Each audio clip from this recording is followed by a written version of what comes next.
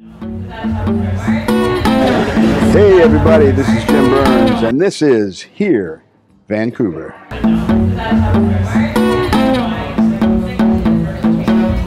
You used to treat me like your sweet little baby boy. Now you hanging out all night across the line in Illinois. When we first got together, you threw your love on me so strong. Now I'm out here looking for you, searching all night long. It's a shame.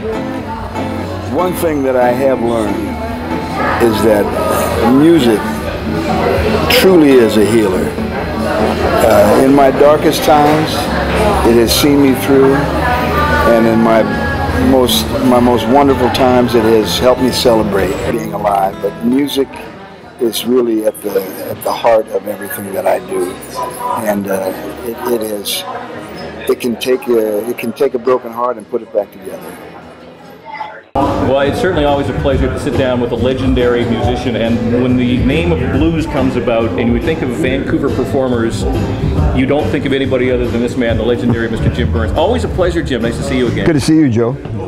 At the risk of dating ourselves, yeah. The first time I heard Jim Byrnes was "You Don't Know the Woman." Oh yeah, You Don't Know. That came out. That was 1981. And I was at LG 73. Yeah, right on. And we were playing that, and I had no idea that you were a white guy. You got a lot of soul. Where did that come from? Well, I mean, I grew up in St. Louis, Missouri, which is, musically, the people that came out of there, Chuck Berry, of course, Miles Davis, Ike and Tina Turner, Little Milton, Albert King. And that's what I grew up on. That's what I cut my teeth on. I didn't cut my teeth on so many guys. I mean, even Robert Cray has told me, he got into the blues by hearing Eric Clapton, and then Eric Clapton talking about Freddie King. Whereas, we grew up, I met Chuck when I was 10 years old. I met Muddy Waters when I was 15.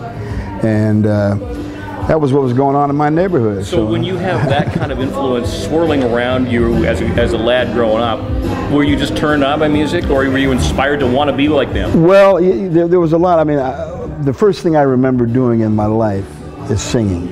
And this was at a place, we moved out of that when I was 3.5 years old, so this is a really old memory.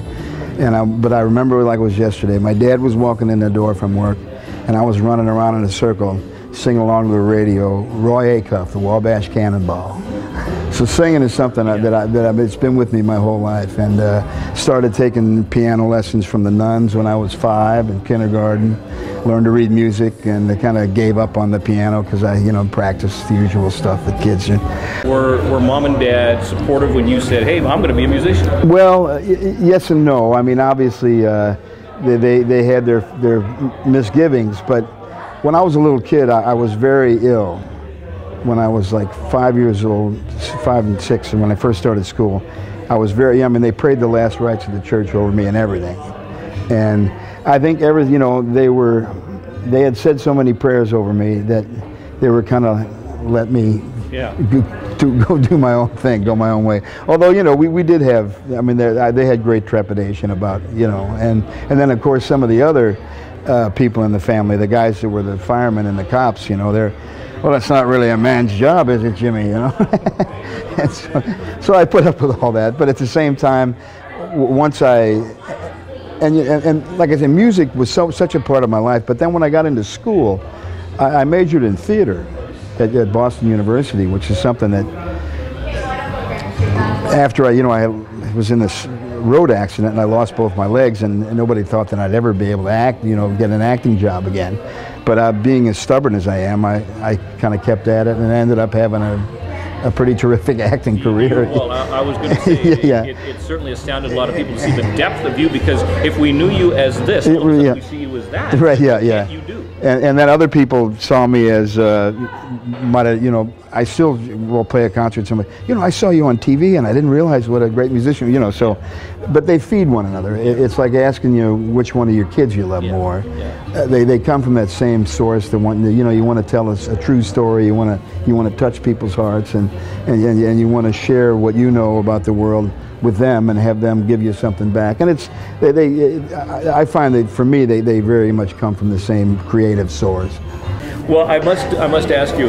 You know, I don't know if you set goals for yourself. But I mean, do you have like a mission statement? Do you have like a game plan, or you just kind of are you enjoying it still as much as you? Oh yeah, you know, once you get on stage, the music starts, or once they call action, I am there, man. You know, that's where I live. That's where I'm at home.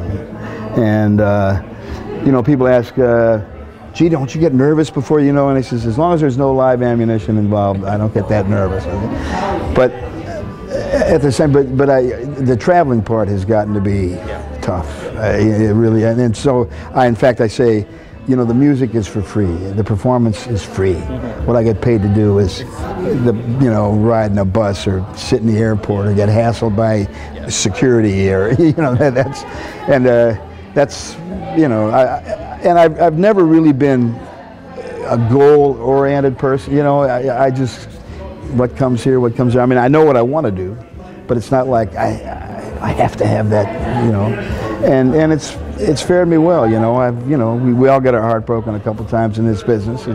It's not an easy way to make a living, and but you know, you find people that believe in you, and you stick with what you know is real, and try not to follow too many trends. You just because, you know, you look like you're faking it, and that's the last thing you want to do is fake it.